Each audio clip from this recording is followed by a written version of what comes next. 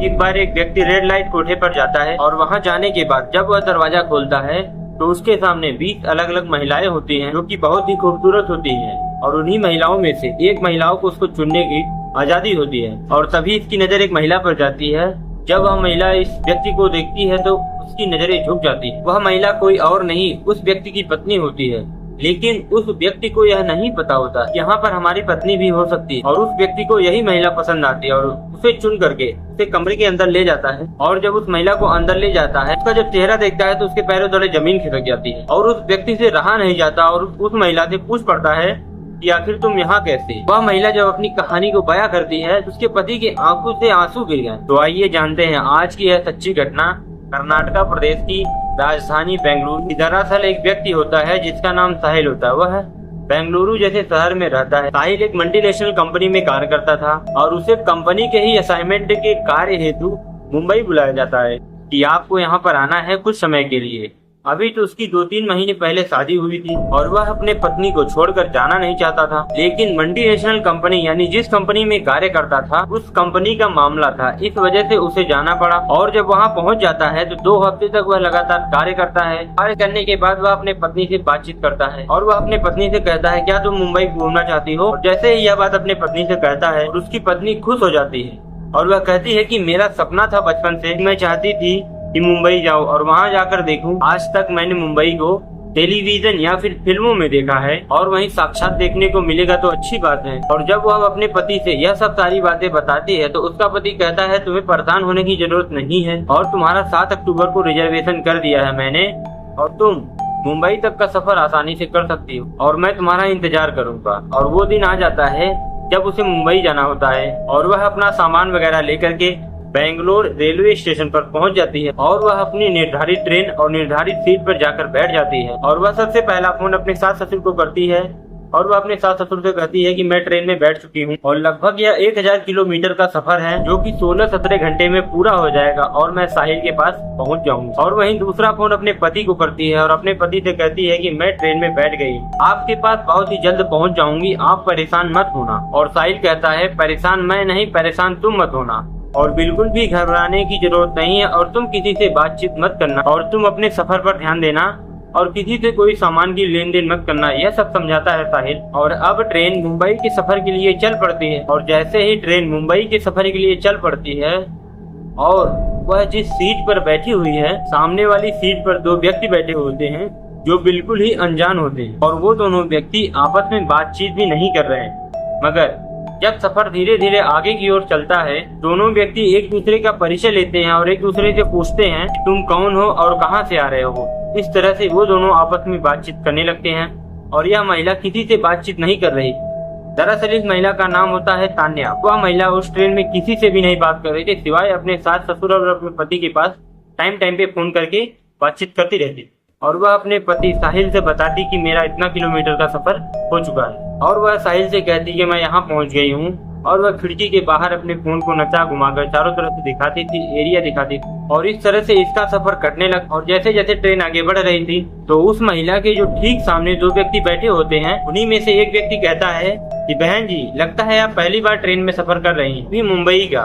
तो वह कहती है कि हाँ मैंने ट्रेन में बहुत ज्यादा ही सफर किया लेकिन आज पहली बार अकेले मुंबई का सफर कर रही हूँ। तो वह व्यक्ति कहता है कि बहन जी आपको परेशान होने की जरूरत नहीं है, मैं भी मुंबई ही जा रहा हूँ, आपको कोई भी दिक्कत या किसी चीज की जरूरत हो आप मुझसे कह देना। तो इस तरह से उन सब लोगों की बातें चीजें शुरू हो जाती है और कुछ देर बाद वो लोग कुछ खाने लगते हैं। उसके बाद बहन जी से पूछते हैं आप भी खाएंगी, बहन जी सीधा ही मना कर देती है। लेकिन वक्त गुजर रहा है और 15-16 घंटे का सफर है। जब किसी अनजान व्यक्ति से इतने लंबे समय तक बातचीत होगी तो जाहिर सी बात है उस व्यक्ति से दोस्ती हो ही जाएगी। और उधर उन दोनों से भी उन लोगों की दोस्ती हो जाती है और कहीं न कहीं इधर तानिया से भी अपनी जान पहचान बना लेते हैं।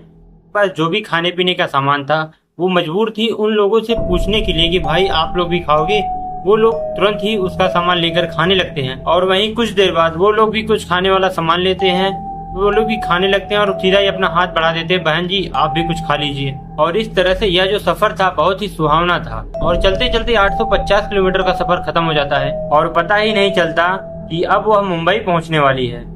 और वह तुरंत अपने पति को फोन लगाती है और तान्या अपने पति से साहिल से कहती है कि मैं आपसे सिर्फ 150 किलोमीटर दूर हुई हूँ और वहीं साहिल कहता है कि आपको परेशान होने की जरूरत नहीं है, मैं खुद आपको स्टेशन लेने आ जाऊंगा। इसके बाद तान्या फोन रख देती है और इधर दोनों व्यक्ति चाय पीने लगते हैं और तान्या से कहते हैं कि आप भी चाय पियेंगी। तो तान्या बोलती मैं चाय नहीं पीती हूँ।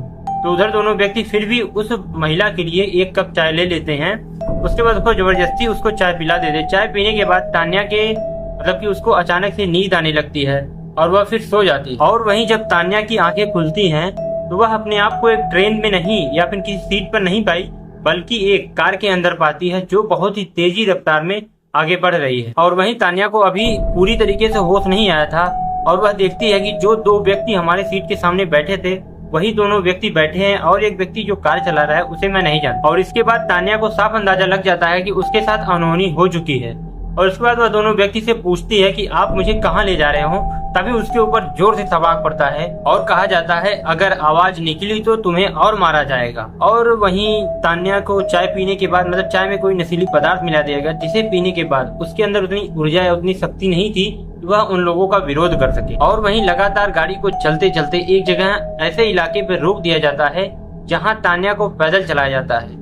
जैसे कि वह स्टेशन से उसको लाए थे, मतलब कि एक प्रकार से बीमार महिला को ले जाया जाता है, उसी प्रकार से वह और मतलब लगता है कि कोई अपनी फैमिली का हो, फैमिली मेंबर को हम ले जा रहे हैं जिससे लोगों को शक ना हो। उसी तरीके से उसे स्टेशन पर से लाया गया।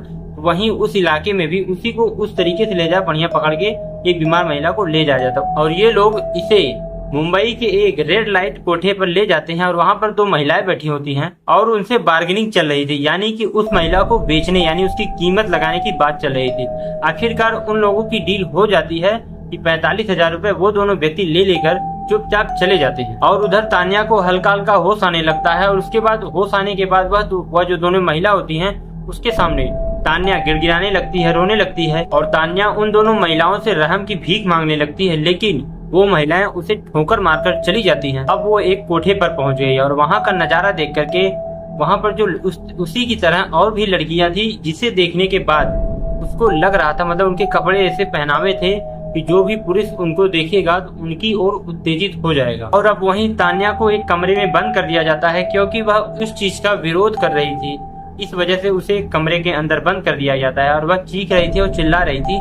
उसके बाद उसे एक चेयर पे बैठा करके उसे बांध करके उसके मुंह को भी कपड़े से ठूंस कर बांध दिया जाता है। और इधर तान्या को 7 अक्टूबर से अपने घर से निकली थी और 8 अक्टूबर और 9 अक्टूबर ऐसे दिन बीतता गया और 15 दिन बीत गए, लेकिन अभी भी तान्या रेलवे स्टेशन पर नहीं पहुंची कि वह अपने पति के पास मुंबई पहुंच जाए। और उधर उसका पति काफी ज्यादा परेशान हो जाता है और स्टेशन पे स्टेशन जाके चारों तरफ से खोज रहा था।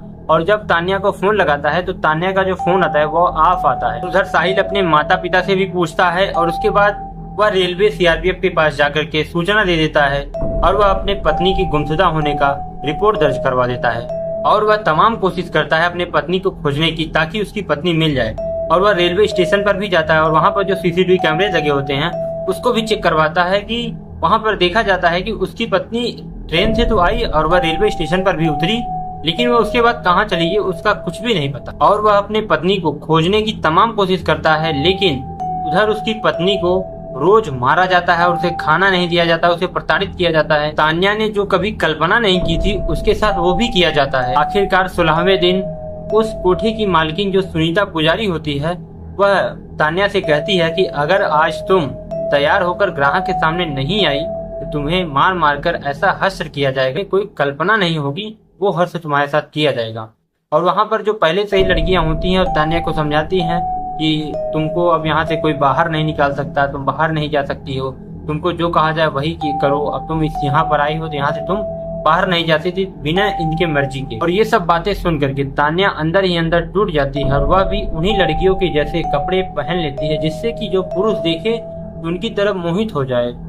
और आज तान्या का ही नंबर था क्योंकि वो 20 से 22 महिलाओं के बीच में से उसी तान्या को वो जो नया ग्राहक आया था वह पसंद आया था। तो ग्राहक लेकर के उस तान्या को मतलब कि कमरे के अंदर, कोठे के कमरे के अंदर ले जाता है और वहां जाकर के कुंडी को जैसे ही बंद करता है तो तान्या उस व्यक्ति का पैर पकड़ कर रोने लगती है और गिड़गिड़ाने लगती है और इस प्रकार से रोती है कि उस जो कमरा हो उससे बाहर उसकी आवाज नहीं जा रही थी। और वह तान्या रोने लगती, उसकी आंखों से आंसू झलक रहे थे और वह रो रो कर अपने ऊपर पूरी बीती हुई कहानी सुना रही थी और बता रही थी कि मेरा पति साहिल है जो मल्टीनेशनल कंपनी में कार्य करता है, जो कि मुंबई के कार्य में हेतु यहाँ पे आया था। मैं उससे मिलने के लिए यहाँ पे मतलब घूमने के चक्कर में यहाँ पर आएगी कि मेरे साथ ऐसा ऐसा हो गया। और वह व्यक्ति मतलब कि एक प्रकार से मानो जो कोठे पर जाता है वह व्यक्ति सही नहीं होता है, फिर भी वह व्यक्ति बिल्कुल ही सही था और वह उस महिला की मदद करता है, यानी तान्या की मदद करता है और अपना फोन देता है और साहिल के पास फोन लगाता है। और इधर साहिल भी अपने फोन को देख देख कर इंतजार कर रहा था कब हमारे तान्या का फोन आ जाए और हम उसको लेने के लिए चले जाए। और तभी एक से अननोन नंबर से फोन आता है। तब से तान्या बोलती है कि तान्या बोल रहे हो, मैं यहाँ पे ऐसे फंस गई, मुझे नहीं पता कि मैं किस कोठे पे हूँ, मैं कौन से एरिया में हूँ। लेकिन वो भला व्यक्ति था जो कि उसके बारे में मतलब उसका पूरा एड्रेस दे देता है कि यहाँ फला ये कोठा यहाँ पर रेड लाइट एरिया में ये स्थिर है, वहाँ पे आप आ जाइए इस रूम में तान्या में। तो फिर क्या हुआ कि वह काफी ज्यादा सोचता समझ, क्योंकि साहिल जो है ना तो सोच समझ के कार्य करना था। और अब जब उसको अपने पत्नी की पता चली गई कि उसकी पत्नी कहाँ पर है और किस हालत में है, उसको जब हर चीजें पता चल गई तो वह पुलिस की मदद नहीं लेता, क्योंकि जब पुलिस का मदद लेगा तो पुलिस जब जाएगी तो छापा मारेगी, उनको पहले से ही पता चल जाएगा कि यहाँ पर पुलिस आ रही है। तो तुरंत ही क्योंकि वो नई महिला, क्योंकि उसको पता था इसी के कारण आ रही पुलिस, उसको हटा देती। तो क्या कि वो पुलिस का भी मदद नहीं लिया साहिल, वो अपना दिमाग लगाया और वो खुद वहीं पर ग्राहक बन के चला गया। वहाँ ग्राहक बन के जा रहा था तो उससे पहले जो पुराना ग्राहक था वो चला गया। तो जब वो जाता है वहाँ पर तमाम लड़कियां थी, 20 से 22 लड़कियां थी, लेकिन वहाँ पर तान्या को हटा दिया जाता है। और वह जब व्यक्ति उसका साहिल जाता है, उसका पति बार बार हर महिलाओं को देखता था, रिजेक्ट करता था, बार बार देखता था, रिजेक्ट करता, देखता था, रिजेक्ट करता था। उसकी जो मालकिन थी कोठे की, यानी कि जो सुनीता थी, वह तुरंत ही बोलती है कि जाओ तुम उस नई वाली तान्या को लेकर आओ। तान्या को ले आता है तो वो तुरंत ही तान्या जो है ना अपने पति को देख करके उसके आंखों में आंसू आ जाते हैं और वह अपनी नजरें झुका लेती है। और वह जो पति होता था साहिल, वह भी देख करके मनोमन में वो हो जाता है। लेकिन उसके बाद वह तान्या को ले करके कोठे के कमरे में चला जाता है और वहीं तान्या को कोठे के कमरे के अंदर ले जाने के बाद वह कुंडी लगा लेता है और उसके बाद तान्या रोने लगती है। वो दोनों आपस में गले मिल लेते हैं। उसके बाद तान्या अपने ऊपर बीती हुई सारी कहानी को अपने पति को सुनाती है तो समझ जाता है कि इसके पीछे बहुत ही बड़ा हाथ है। फिलहाल कोई बात नहीं। फिर वो अपने पत्नी से कहती है कि मुझे समझदारी से अब हम लोग बात करते हैं, समझदारी से करते हैं, क्योंकि अब हम लोग को सोचना है इससे बाहर कैसे निकलना। अगर यहाँ से मतलब भागेंगे तो ये लोग पकड़ के हम लोग के साथ मारपीट भी कर सकते हैं और कुछ भी हरकत वगैरह कर सकते हैं। तभी साहिल के मन में विचार आता है क्यों ना मैं पुलिस को कॉल करता हुआ तुरंत ही पुलिस स्टेशन पे कॉल करता है। पुलिस वालों को सारी बातें मतलब 8 अक्टूबर से लेकर के अभी तक जितनी भी बातें थी वो सारी बातें साहिल पुलिस वालों को बताता है। पुलिस वालों को बताने के बाद वो पुलिस वाले तुरंत ही इमीडिएट एक्शन लेते हैं। सलूट है उन पुलिस वालों को भी क्योंकि इतनी ईमानदारी से कार्य किए कि आज तो ये कहानी सुनने के बाद वो महिला थी और पुलिस वो दोनों और वहाँ पे जो 20 से 22 व्यक्ति मतलब और महिलाएं थे उन सबको बाहर निकाला गया। जो पुलिस थी वो अपने पूरे फोर्स के साथ रेड लाइट एरिया के कोठे पर चारों तरफ से घेर लिया जाता है।